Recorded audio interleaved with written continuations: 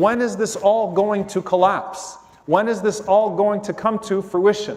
When is this going to happen? When is that going to happen?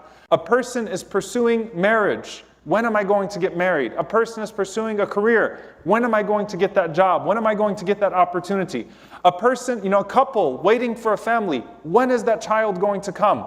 And then you have the children. When is this going to happen with my child? All along, you start to realize that we have to have a submission to Allah's timing. Allah's planning as a whole, His qadr as a whole, but His timing.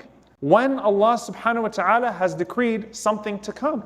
And there's something very profound about this, because as Ibn al-Jawzi rahimahullah said, if Yusuf alayhi salam focused on only getting out of prison, then he wouldn't have benefited from what was actually happening within the prison.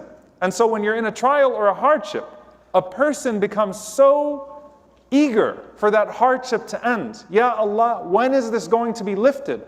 That if they don't pay attention, they're missing out on the unique opportunities of that hardship to come close to Allah subhanahu wa ta'ala. As he said, one of the Salaf, one of the pious predecessors asked Allah subhanahu wa ta'ala in a dream, Ya Allah, how come this dua has not been fulfilled yet? And the answer was, Ya Abdi, O my servant, I love to hear your voice. أحب أن أسمع صوتك.